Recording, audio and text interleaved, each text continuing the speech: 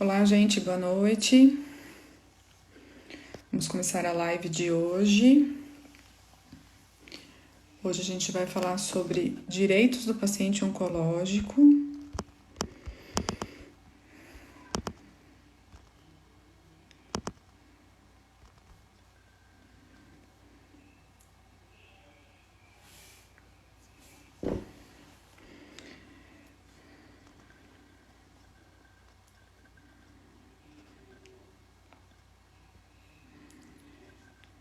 Deixa eu chamar a doutora Larissa aqui para.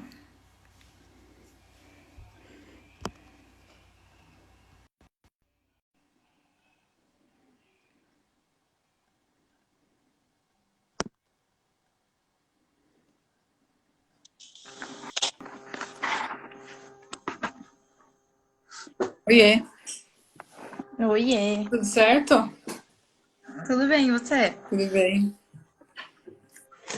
Lembrei de um vídeo de live que eu vi hoje do cara tentando se ajeitar e caiu.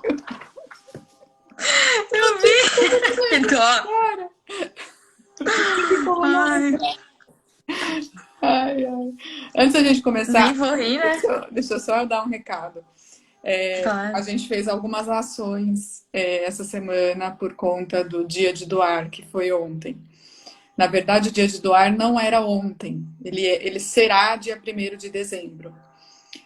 Mas, por conta da pandemia, teve muitas doações, a gente tá no metrô, teve muitas doações e aí precisou, eles criaram uma campanha relacionada a isso para incentivar doações na época da pandemia, né? Então, a gente também fez algumas ações e essas ações ainda estão em andamento, né? Tem quem olhar no link na nossa bio, tem várias rifas, são todos produtos relacionados à atividade física, né? Roupa esportiva, tênis, produto de suplemento, tem umas coisas para fazer funcional em casa, TRX, bola, enfim. Tem 3 rifas em andamento que vão ser sorteadas em junho, no começo do mês, no valor de R$ 10 cada uma. Essas ações ainda estão rolando e eu quero agradecer quem já colaborou, né, nesses dias aí. Eu sei que a gente lançou há poucos dias, mas a gente já tem bastante colaboração e ainda está valendo. Então, a primeira rifa vai ser sorteada só dia 9 de junho. Então, ainda tem um tempinho aí para a galera colaborar, quem quiser. Então, só um recadinho para começar, tá? Bom, doutora Larissa, vamos falar de direitos do paciente com câncer. Vamos lá. Uma coisa que tem muita pergunta e muita dúvida também, porque tem coisas que são conceitos mais antigos e que muitas vezes a pessoa acha que só porque ela tem câncer ela já tem o direito de ter aquilo, né? Ou ela acha que porque ela tem câncer determinada coisa está obrigatoriamente garantida, né? Então eu queria que você falasse um pouquinho quais são os principais direitos, né? Quando a gente fala assim, direitos do paciente com câncer, quais são os principais direitos que a gente pode falar que o paciente com câncer, diagnóstico de câncer possui? Tá. Se me permite, eu queria fazer só uma introdução, Alice, para Tá? Claro, ficar o que você quiser. contextualizado. O que você quiser. É, bom, a saúde, eu não sei, eu tô me ouvindo, tá? Você tá me ouvindo aí? Tô Tá, te tudo, ouvindo tudo bem. bem, minha voz. Tudo bem. Ah, então tá. Bom, a saúde, a Constituição traz como um direito de todos e um dever do Estado, né? E no Brasil, o Sistema Único de Saúde, ele tenta implantar esse direito previsto na Constituição, né? Então, não só os pacientes oncológicos, como qualquer tipo de paciente tem direitos previstos na legislação brasileira, que é esparsa, né? Ela é extremamente grande, né? Então, hoje a gente vai falar um pouquinho mais dos direitos do paciente oncológico aqui. Então, os pacientes oncológicos, eles têm diversos direitos previstos por lei, tanto de acesso à saúde quanto direitos sociais, né?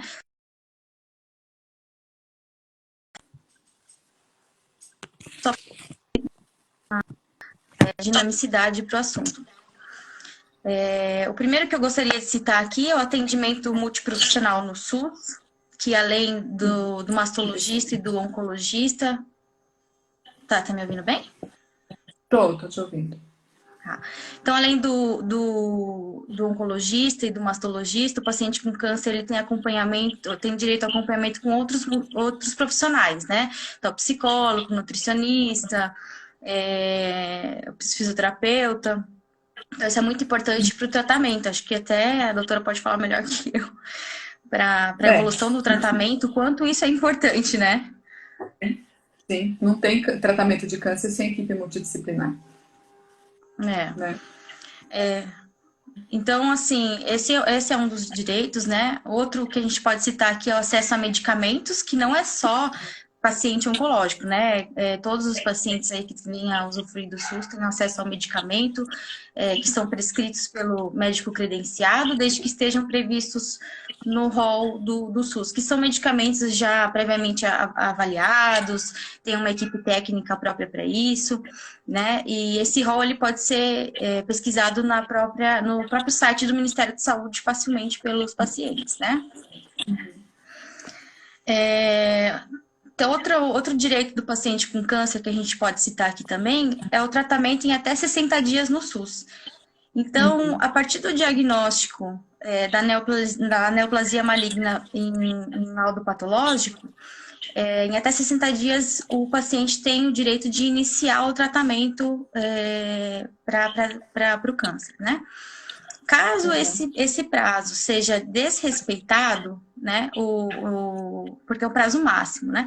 Então, caso esse prazo seja desrespeitado, o paciente tem o direito de procurar a Secretaria de Saúde do município que ele reside e fazer uma denúncia junto ao município na ouvidoria, tá? Tá. E eu vou falar agora de um próximo, se você quiser complementar, fica à vontade, tá? Então, a lei dos 60 dias é uma coisa que já existe há bastante tempo, né? Já tem alguns anos, na verdade, e é bastante desrespeitada, né? Não só aqui em Sorocaba, mas no país todo. Ela é bastante desrespeitada e desrespeitada por vários tipos de câncer, né? Eu coloquei um texto no meu site esses dias falando no Dia Nacional de Combate ao Câncer, dia 29 de abril.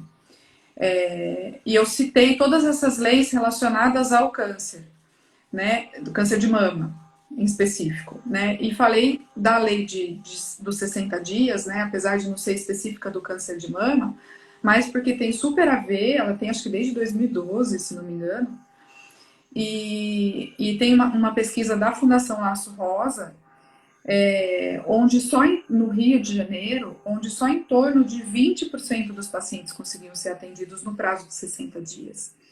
Então é muito baixo o índice, a gente sabe o quanto o tratamento instituído em tempo adequado é importante para o paciente. A gente fala tanto de diagnóstico precoce, e de nada adianta a gente ficar dando informação se do outro lado a gente não consegue tratar, né? Então, por isso que, assim, não basta a gente dar informação sobre como fazer o diagnóstico, sobre como chegar ao médico com tal sintoma ou fazer tal exame. A gente tem que dar o diagnóstico, a informação também sobre o direito que a pessoa tem, né? Que ela tem o direito de ser tratada iniciar o tratamento em até 60 dias do seu diagnóstico de biópsia, que é o anatomopatológico. Então, ela fez o diagnóstico, em 60 dias ela não conseguiu começar a tratar ainda no SUS, ela tem o direito de procurar a Secretaria de Saúde do município, às vezes elas procuram a Defensoria Pública, enfim, eu não sei se isso é o mais adequado, né, para ter um auxílio nesse sentido, porque é direito por lei, na verdade, né, ela não está brigando por uma coisa que ela está fora, né. Exato. É importante a gente falar que, assim, o direito, ele não é sempre exato, né? Até esqueci de fazer essa consideração no início. Até é igual a medicina, né? Eu costumo brincar, porque tudo depende de cada caso, né? E isso a gente vai ver muito aqui hoje em várias disposições. E tem mais, além disso, a questão de ser aplicado ou não, né? E no Brasil a gente tem muita lei que é só no papel, né? Não é aplicada. Então, infelizmente, a gente está falando de vidas aí, né? De tratamento. Isso é muito sério, né? Infelizmente. Exatamente. Qual que é a próxima que você quer falar do direito? O que você acha Bom, importante? a próxima que eu trouxe aqui é a cirurgia de reconstrução mamária. Que eu acho que, se quiser falar um pouquinho mais também, mas que ela é uma cirurgia plástica, né, que através de várias técnicas busca restaurar a mama, né, da melhor forma possível. E toda mulher que, em virtude do câncer, teve uma ou ambas as mamas mutiladas ou amputadas, ela tem esse direito dessa cirurgia, né? No entanto, é necessária a recomendação de médico assistente do paciente, né? Mas isso é um direito também do paciente oncológico garantido por lei. Isso é uma outra questão, até a Gabriela comentou, onde a gente tem uma discrepância muito grande entre o SUS e o privado.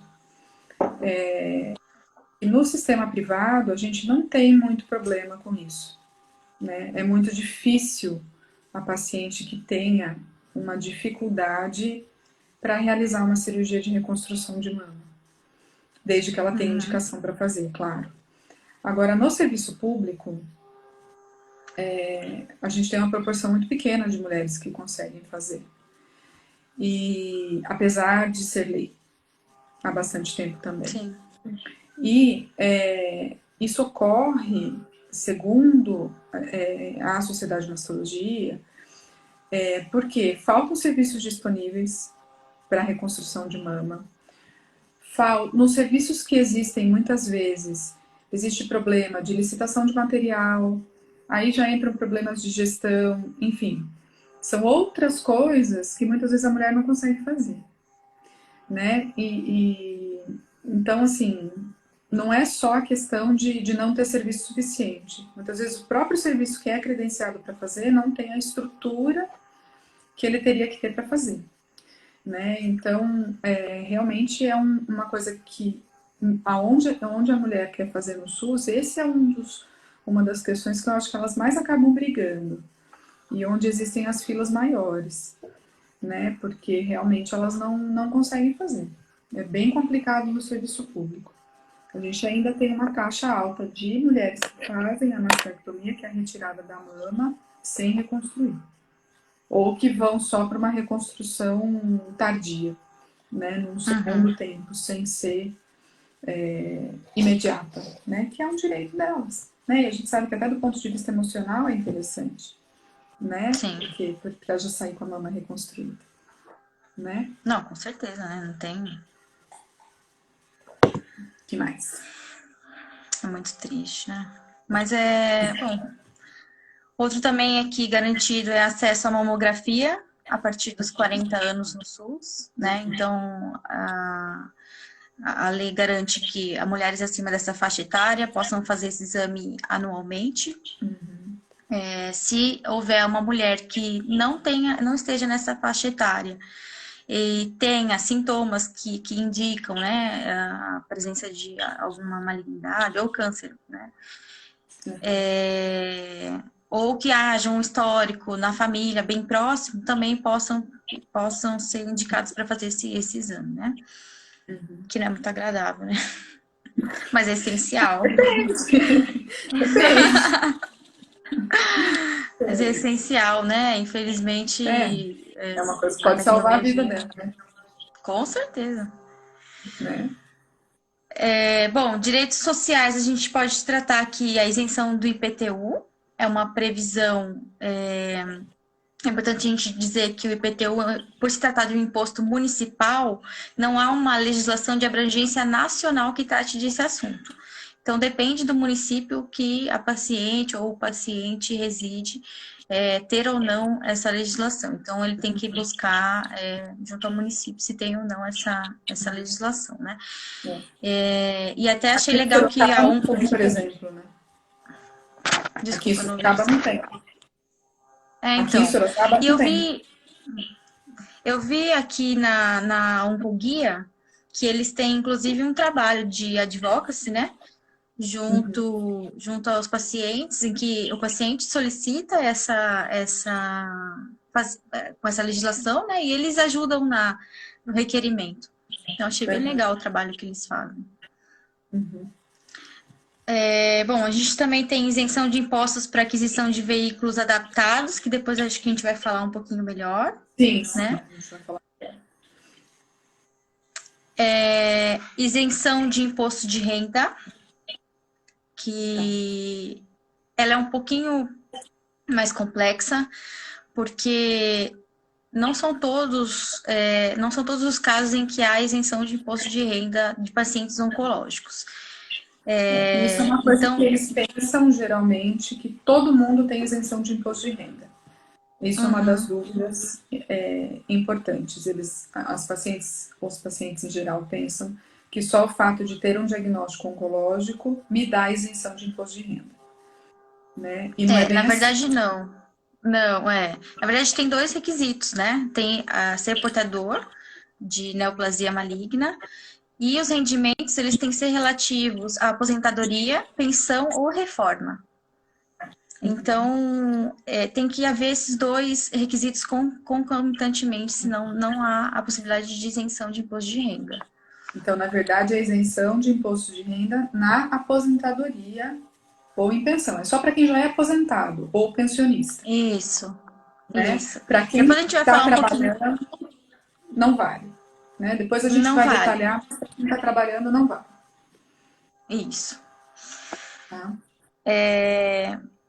Tem aqui também o outro direito, quitação do financiamento da casa própria, né? Que normalmente quando um imóvel é financiado junto a uma instituição financeira, bancária, ele é contratado junto a um seguro de habitação, né? Então, dependendo do caso, se há essa contratação desse seguro de habitação e se há uma cláusula que nesse contrato que prevê que em casos de morte ou invalidez, aposentadoria por invalidez permanente, esse saldo for quitado, vai ser quitado. Existe essa previsão, entendeu? Mas depende do caso. Como eu falei naquela hora, o direito ele nunca é absoluto, ele é caso a caso, então precisa ser avaliado, né? Não quer dizer que só por existir vai ser aplicado esse direito. Sim. É importante a gente dizer que a invalidez permanente é aquela que incapacita a pessoa de exercer uma atividade laborativa, né? Seja que ela faz ou qualquer outra que ela esteja fazendo. Bom, eu tenho uma série de outros aqui que a gente pode, acho que só citar para que a gente consiga dar mais. Duas coisas que ela sempre que a gente sempre fala para o paciente, até porque no momento do diagnóstico, muitas vezes os pacientes se afastam do trabalho por um período, né? A gente sabe que acaba ficando meio apertado, que eles têm direito à retirada de fundo de garantia, né? Sim. E para quem tem o tal do PIS, também tem retirada do PIS, né? E isso é uma coisa que até eu acabo orientando, porque é bem facinho deles conseguirem direto na Caixa Econômica e muitas vezes não tem problema, né? E então é bem fácil deles fazerem de forma geral. Né? É um processo fácil, é rápido e é um direito de quem tem o tratamento oncológico também. A gente não comentou, mas é uma coisa bem fácil. Né? Então Sim. a gente está falando umas coisas aqui que são um pouco mais delicadas. A gente falou sobre a isenção do imposto de renda, tá? Primeira coisa é que a gente já falou que a isenção do imposto de renda, a Gabi falou uma coisa, o PIS e o fundo de garantia, a paciente pode retirar e o parceiro também pode, o marido, né? Então muitas vezes fica aquele aperto, né, do momento de diagnóstico, fica sem trabalhar, não sei o quê. O paciente pode retirar e o marido ou a esposa também podem, desde que tenham uma união estável ou, né, casamento certinho, tá? Isso. Voltando para a isenção do imposto de renda. A isenção do imposto de renda a gente comentou que é válido para pacientes com câncer, com diagnóstico oncológico e que válido na aposentadoria ou pensionista. Então, assim, uma coisa que a gente vê na burocracia é que eles têm que ter um laudo de serviço público. E a Gabi até comentou isso aqui. Muitas vezes com o laudo do consultório só, eu que só trabalho no serviço privado só, elas não conseguem. Então, a gente acaba precisando que essa paciente consiga, de alguma forma, passar no SUS com alguém alguma vez para ter um atendimento para conseguir fazer esse pedido, né? Então, Sim, eu acho super ruim isso, né? Porque às vezes é uma paciente que não tem acesso algum ao SUS, sim. né? O que vai E nem demorar sabe como super funciona, para né? conseguir, Sim, né? exatamente. E aí, assim, de que forma que ele solicita, vamos dizer assim, a pessoa que tem esse direito e que tem como pedir esse benefício, como é que ela faz para pedir? Então, ela procura a instituição que ela se aposentou, né? Que paga a sua aposentadoria, seja o INSS, a prefeitura, o estado, dependendo de quem for, né? Munido de um requerimento para essa isenção, que tem disponível na Receita Federal, ou se for, por exemplo, prefeitura, deve ter no site da prefeitura, né? E foi o que você acabou de falar, né? A doença ela será comprovada por meio de laudo pericial por médico habilitado, médico oficial, ou seja, da União, do Estado, dos municípios, né? Então, isso acaba dificultando um pouquinho. O médico do consultório não é considerado médico oficial, né? Uhum. Então, essa que é a complicação para esse relatório. Agora, assim, uma coisa que também até você comentou comigo e eu fiquei surpresa. Quem já teve um câncer pode pedir para restituir alguma coisa de imposto de renda que já tenha pago? Então, ele pode, desde que ele atenda os requisitos da isenção, né? E quais são Desde que esses ele, requisitos? que é da aposentadoria, reforma, pensão, Tá. né? E desde que, né, ele apresente, o que acontece? Ele pode pedir nos últimos 5 anos, né? Desde que ele apresente esses requisitos da isenção, do benefício da isenção, e além disso, ele também tem que comprovar que ele tinha a doença na época dessa contribuição aí, né? Que ele não teve o desconto Tá. Então, se nesses cinco nesse anos ele caso. contribuiu, ele pode. Uhum. Tem uma pergunta aqui no meio que é sobre isso. A Cacilda perguntou se a isenção do imposto de renda vale para quem vai se aposentar daqui a um ano. Não, é só para quem já está aposentado, né? Sim, Tá. para quem vai se aposentar, para quem está aposentado. Bom, e aí uma coisa que é muito comum da gente ter pergunta, eu vou passar, depois eu volto numa pergunta que está ali, é sobre o auxílio doença. O que é o auxílio doença? O auxílio-doença, ele é um benefício pago pela Previdência Social para aquele segurado que está impossibilitado de trabalhar por mais de 15 dias consecutivos, né? Então,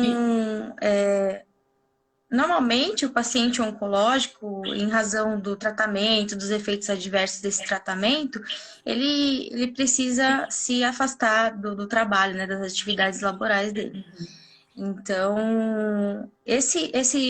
o auxílio-doença acaba se enquadrando aí no paciente oncológico.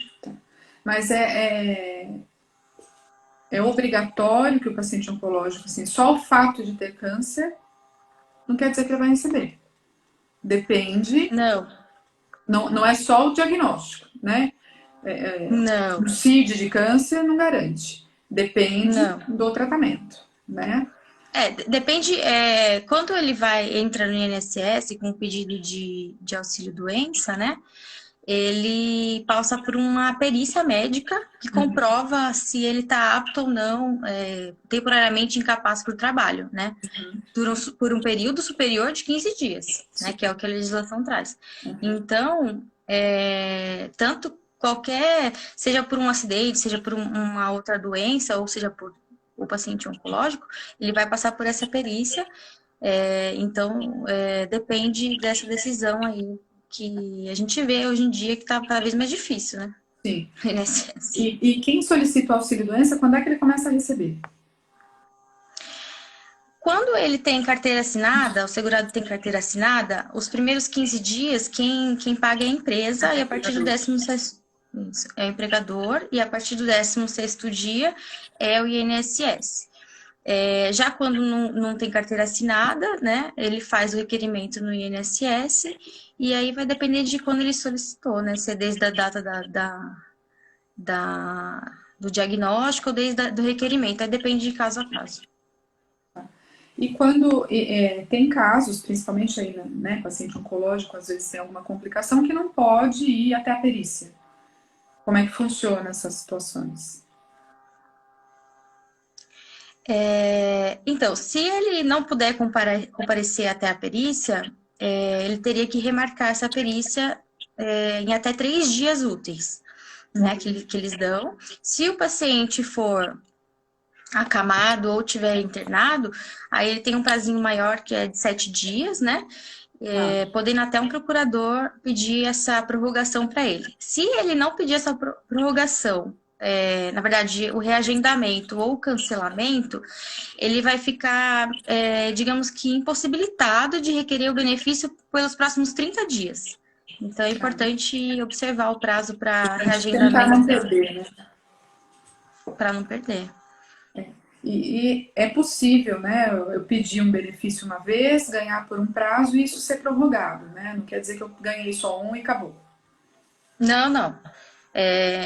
Os benefícios, né, eles são sempre revistos quando eles, principalmente doença controlável, né, que a gente costuma falar. Então, caso haja necessidade de prorrogação, caso o paciente identifique que ele não está bem ainda para voltar para o trabalho, não está legal, ele tem que pedir até 15 dias antes do término desse benefício, né, do prazo, a prorrogação.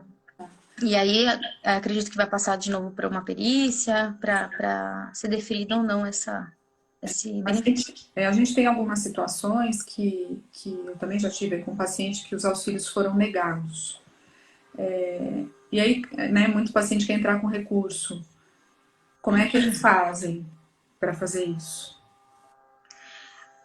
No próprio INSS, né, a partir da decisão negativa, você tem 30 dias para entrar com recursos junto à junta de recursos do INSS, né? Então é um recurso administrativo.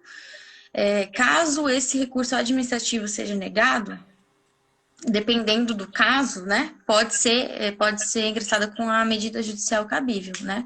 Mas aí vale o advogado que vai acompanhar teria que avaliar melhor o caso da pessoa, né? Cada caso é um caso mesmo.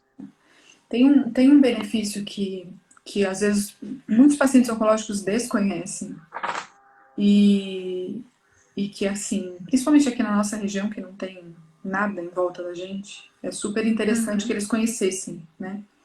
Que é o benefício de tratamento fora do domicílio.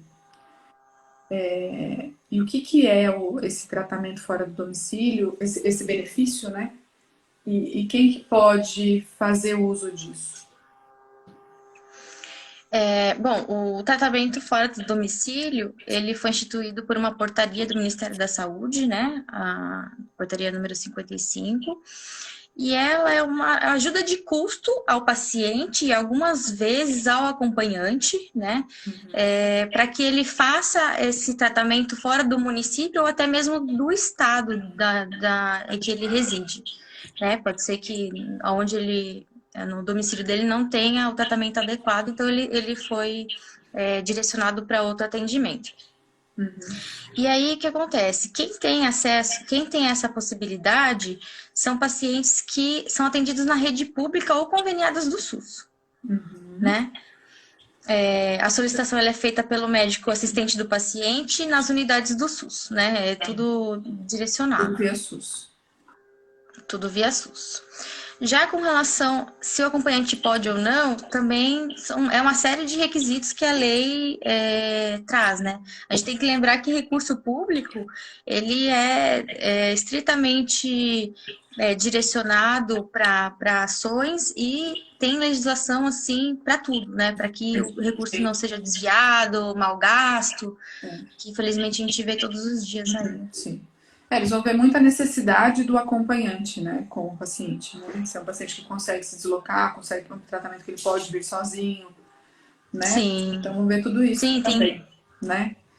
Mas é uma coisa que é interessante a gente falar, porque, por exemplo, aqui na região de Sorocaba, a gente sabe que todo mundo das cidades em volta vem para cá para fazer o tratamento no SUS.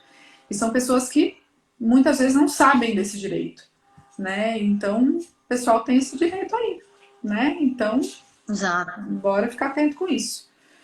com certeza.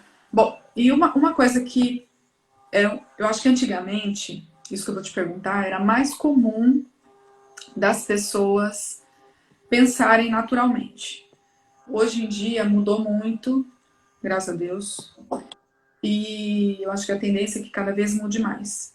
As pessoas tinham um conceito de que só o fato de ter um diagnóstico de uma doença grave ou o fato de ter um tratamento de câncer com uma cirurgia maior, enfim, o fato de ter um diagnóstico de câncer implicava obrigatoriamente numa aposentadoria, né?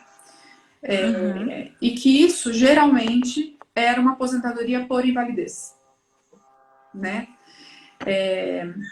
Isso não é uma coisa real hoje em dia, né? E assim, legalmente também não é isso? Nenhum direito, assim, digamos que é absoluto, né? Tudo depende da situação. E hoje, o que a gente pode ver aí com relação a pacientes oncológicos, né?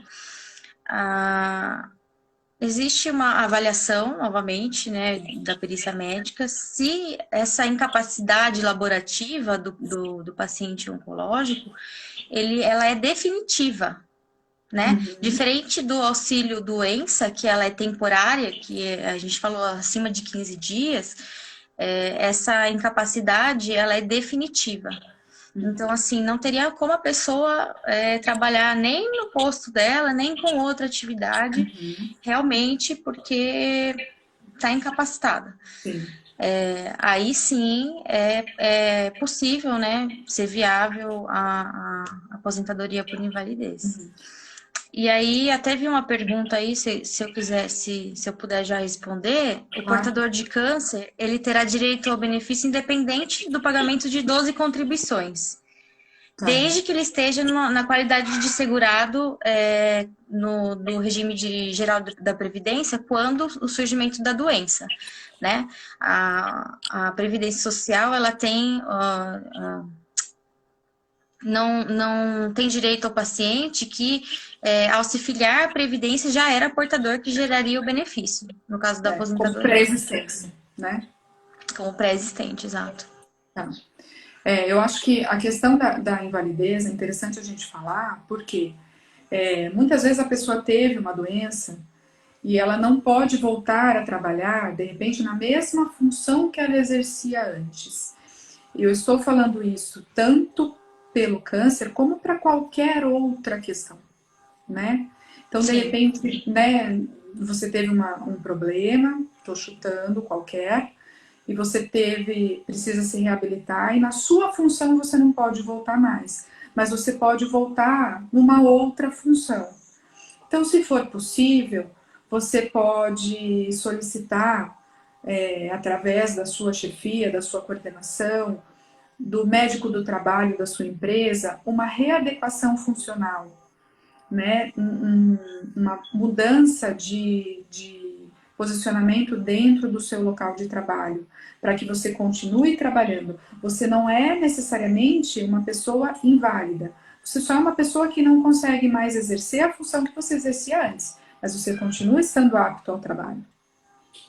Né? Exato. Então, isso pode acontecer, né? Então, eu acho que isso é bastante interessante da gente falar, que muitas vezes, o paciente oncológico pode ter passado por uma cirurgia, de repente, por algum tratamento que o limite no que ele fazia antes, mas não o limita para tudo.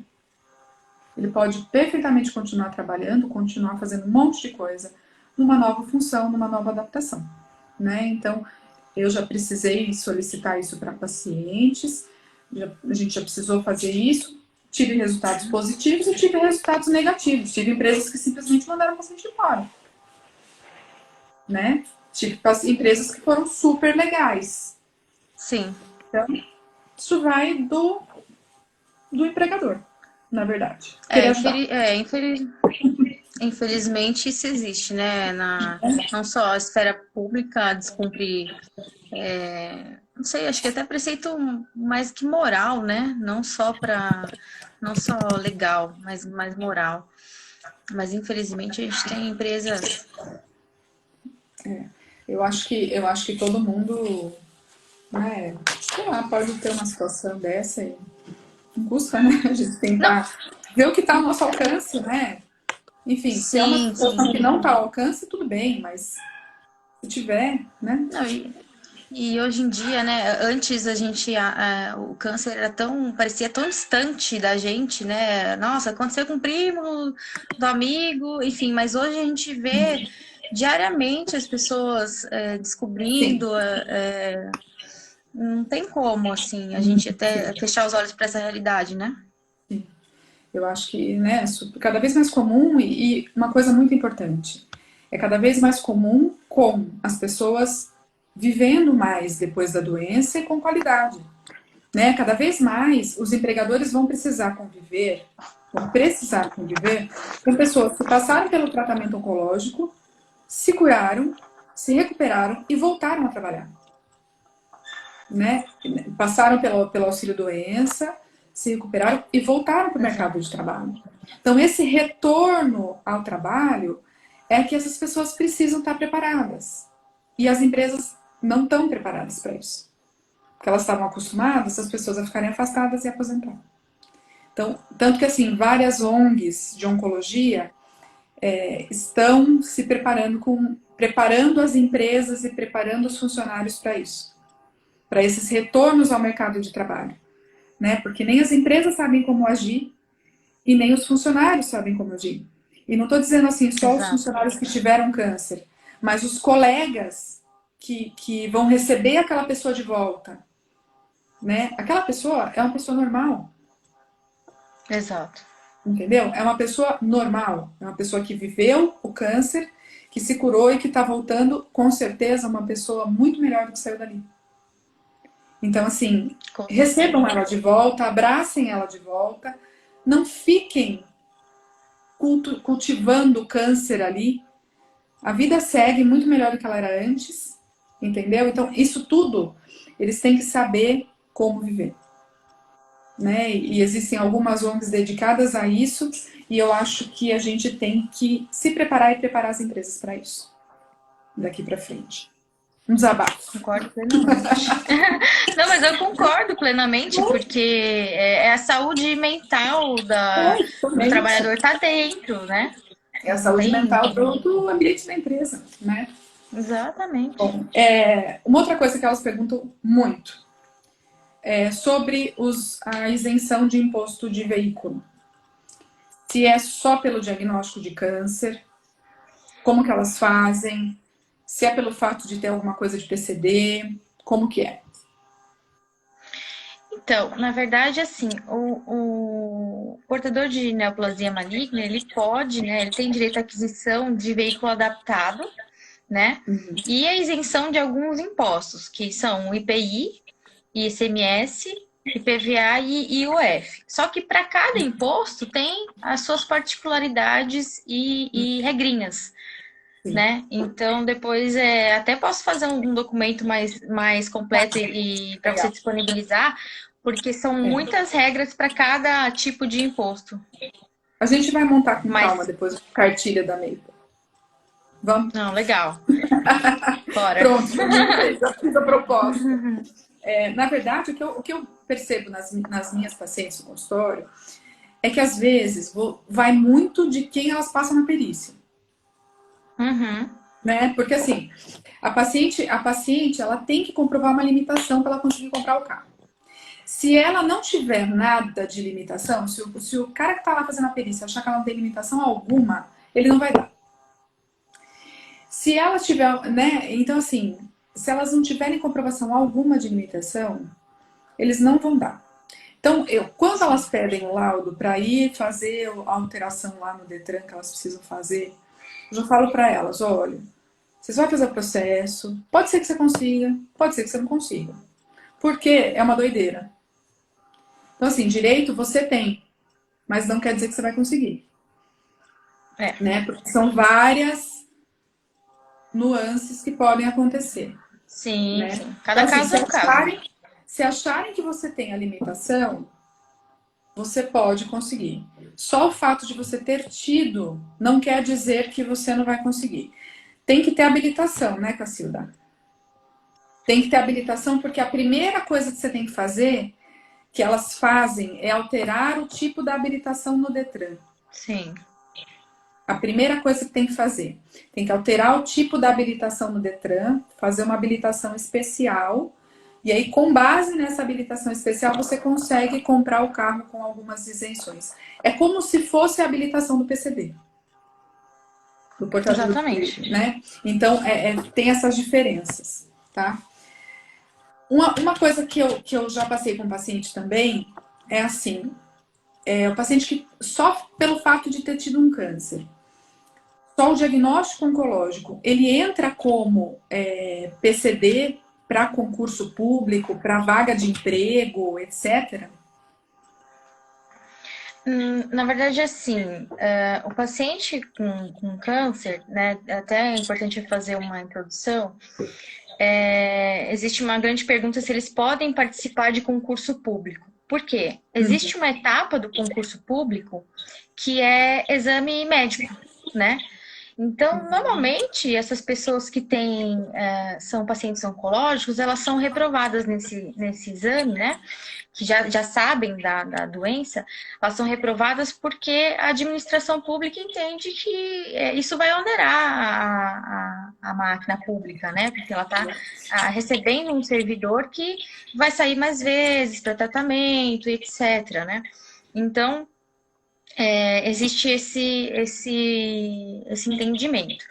No entanto, como teve um grande avanço dos tratamentos aí oncológicos, né, não só oncológicos como vários, mas hoje existe uma condição melhor para controle da doença, Uhum. né? Então, assim, se o paciente, né, se essa pessoa tiver habilitada, com a doença controlada e seja passível dela assumir a função e exercer o cargo, ela pode assumir, entendeu? Esse é o entendimento do judiciário hoje. Se ela pode assumir esse cargo estando habilitada e estando com a doença controlada, e a administração não aceitá-la, né? Pode caracterizar, inclusive, discriminação, né? Sim. É um assunto bem delicado aí. Mas o entendimento do judiciário é esse, que se o paciente tiver com a doença controlada e habilitado para conseguir exercer as funções para que ele foi contratado, é tranquilo ele passar nesse exame. Agora, com relação ao PCD, não há nada que impeça o paciente com câncer de concorrer à vaga destinada com a pessoa com deficiência, desde que ele comprove essa tal condição, né? Também é Porque ele vai ter importante que passar numa que perícia, né? Vai exatamente. ter que O passar numa exame, perícia para né? O comprovar isso. exame, exatamente. Então, é importante que a deficiência apresentada e a condição clínica relacionada ao câncer não impeça o candidato de exercer as atividades exigidas para o cargo, mesma situação, né? Sim. Mas não há nada que impeça ele de concorrer à vaga. Uhum. Tá. Vamos ver umas perguntas aqui. A Ana Laura, que é a nossa físio, perguntou aqui: pacientes que realizaram mastectomia com esvaziamento axilar, quando voltam ao trabalho, se é assegurada uma mudança de cargo, que foi o que a gente estava falando aqui, da gente pedir uma adequação funcional, caso esse trabalho da paciente exerça uma sobrecarga de membro superior? Se existe alguma coisa legalmente que assegure uma mudança de função. Na verdade, ela vai estar parcialmente, uma incapacidade parcial, que a gente chama, né? A incapacidade ela tem inúmeras figuras no direito. Então, ela é parcial, porém ela não é temporária. Né? Então, limitação de movimentos, né? Por conta da mama. Vamos supor que ela seja estoquista, que tenha que carregar muito peso, levantar o braço. Então, ela não está capacitada para exercer aquela função naquele, né? Não mais, né? Não tem 15 dias, 20 dias, não mais. Então, ela precisa ser readequada assim. É dever da empresa readequá-la para outra função. Tá. Mas tem toda uma questão de exigir, dependendo da função que ela vai, exigir especialização ou não. É um assunto bem delicadinho. O que a gente falou aqui é mais uma questão de bom senso e de conversa, né? O Rodrigo falou aqui, está valendo, tem vários direitos, isenção de rodízio, em São Paulo tem mesmo, isenção do rodízio por causa do paciente deslocar para o tratamento, transporte coletivo gratuito, passe livre interestadual, intermunicipal para tratamento. Transporte coletivo e passe livre é durante o tratamento e desde que precisa fazer, isso a gente mesmo solicita em consultório e o paciente tem um formulário que geralmente aqui em Sorocaba eles trazem um formuláriozinho da URBS, a gente preenche e leva de volta na URBS, é super tranquilo. Prioridade em tramitação de processo jurídico, tem isso mesmo? Tem. Tem prioridade na tramitação dos processos, tanto judiciais quanto administrativos, né? Até pela situação do paciente, a gente não sabe. Tem alguns que realmente estão correndo risco de vida. Vamos supor, está pedindo medicamento, fornecimento de algum medicamento que não é fornecido, né? Então ele vai pedir judicialmente, ele precisa dessa tramitação prioritária para que seja mais rápido. Tem alguém aqui que eu não sei o nome porque está abreviado. Ela falou para a gente falar sobre as diretivas antecipadas de vontade. Isso daí é uma coisa que já tem desde a década de 60, é um assunto que a Gabriela gosta muito. E eu acho que ela vai falar um pouco sobre isso na live que ela vai fazer mês que vem, olha eu dando spoiler, de cuidados paliativos. Muito legal. E aí, a diretiva antecipada de vontade, me corrija se eu estiver errada, é um documento que o paciente faz, o paciente pode fazer, né, dizendo as manifestações de cuidados que ele pode fazer, de tratamento, o que ele quer para ele, né? Então, Isso. assim, é muito comum essa informação com relação ao testamento vital, né, dos pacientes oncológicos aí, dos pacientes em terminalidade de vida, né? Então, é uma questão que eu acho que precisa ficar cada vez mais comum, né? E é importante que a gente oriente os pacientes a redigir esses documentos com apoio de um médico de confiança, para ter os termos técnicos adequados daquilo que ele quer que seja feito por ele, do que ele não quer que seja feito para ele, né? Muitas vezes é importante que tenha um psicólogo também apoiando esse momento, de repente, né? Porque é uma fase delicada aí, que muitas vezes esse testamento as pessoas só deixam para fazer naquele momento realmente mais lá para frente e não antes, né? A gente não se prepara, mas deixa para fazer lá na frente. Mas que eu saiba, não tinha uma disposição legal ainda. Mas até assim, as sociedades aí, as associações de paliativistas, eles pedem para ter um advogado ajudando essa questão, né? Mas que não tinha uma legislação específica. Acho que eu não quero estragar depois a próxima live, né? Não, pode fazer spoiler, é só mês que vem. Não, mas é até onde eu posso também falar um pouco desse assunto, que eu não sou tão aprofundada, né? Mas eu também acho essencial. Até onde eu sei, o testamento vital, né, ele precisa ser registrado em cartório, assim como o testamento Uhum. pós, o normal, né? Mas eu acho também imprescindível, eu falo isso por experiência própria, porque às vezes o paciente está inconsciente, Uhum. e a gente não teve o tempo de conversar Exato. sobre aquilo, porque às vezes o paciente começa a ficar grave, cada vez mais grave, e como que você vai abordar, viu? Quais são as Quais são as suas suas vontades? vontades? É. Quais são suas vontades? E aquilo pode afetar muito o tratamento da pessoa, porque ela pode ficar, não, eu vou morrer, o que vai acontecer comigo? Então, e às vezes ela não está capaz, né, na plena capacidade mental dela, civil, vamos dizer Sim. assim, para fazer aquele testamento naquele momento, para falar as vontades dela naquele momento. As vontades acabam flutuando muito Sim. durante a vida, e é esse um dos pontos negativos com relação ao testamento vital, né? Uhum. Então, mas eu acho que é imprescindível a disseminação dessa informação. Muita gente não sabe que existe, né? É. Que existe essa possibilidade. A Gabi até colocou Mas aqui, qualquer pessoa pode fazer, até sem ter doença. Eu acho que se a sem ter gente doença. tivesse a consciência a gente tem, mas se a gente tivesse a real consciência, né, de que a gente tem, que a vida termina, né, que a vida neste plano termina, né, porque a vida não termina, Exato. mas que a vida neste plano termina, eu acredito pelo menos que não termina, Também. a gente faria um preparo de estudo, né? No momento que a gente achar que está certo a gente fazer. Com Né? E esse certeza. momento não seria o momento da doença, não seria o momento da terminalidade, seria algum momento anterior, né? Para que Com tudo mais ficasse calma, né? certo, com mais calma, com mais tranquilidade, com mais, né, sossego, para que todo mundo fizesse, preparasse a nossa família para a nossa despedida deste plano, né? Seja feita a vontade da pessoa, né? Porque para mim Exatamente, o mais importante é isso, né?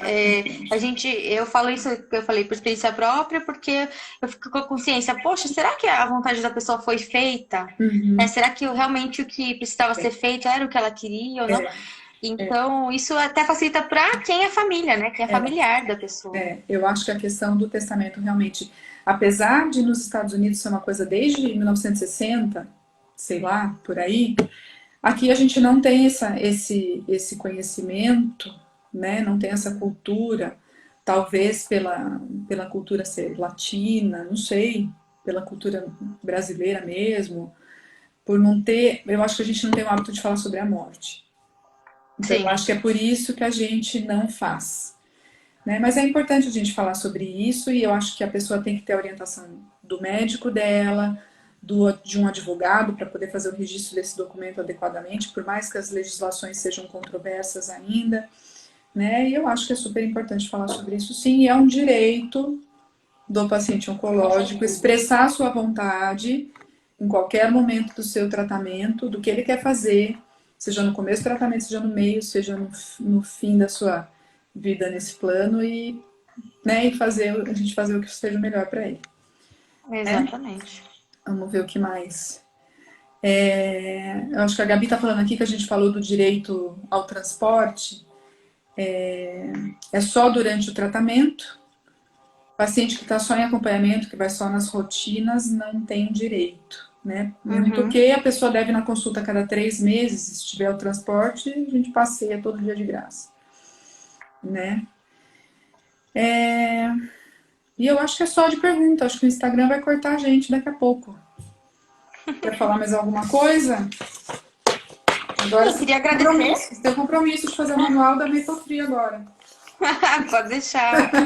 Uma honra, né? Queria agradecer, na verdade, o convite de estar aqui podendo falar rapidinho, porque muita coisa que tem para falar, Sim, né? sim, sim. Então, acho que a gente conseguiu dar uma pincelada. E quem tiver alguma dúvida, eu queria me colocar à disposição, né? O que eu puder ajudar. Pode mandar pra gente aqui também, a gente repassa pra você. Pode mandar tanto para o pessoal da Maple Tree, ou pode mandar direto no grupo Confiata, ou no meu próprio perfil, que eu estou à disposição para ajudar no que for preciso. Tá, joia. Obrigada, viu? Eu vou deixar a Eu que live agradeço. salva às 24 horas e vou tentar baixá-la e colocar no nosso YouTube também. Tá bom? Para quem quiser Obrigada. ver. Muito obrigada. Beijo, beijo em todos aí na sua casa. Tá bom? Um beijo para vocês também. Fique com Deus. Boa noite. Tchau, Boa tchau. noite. Tchau.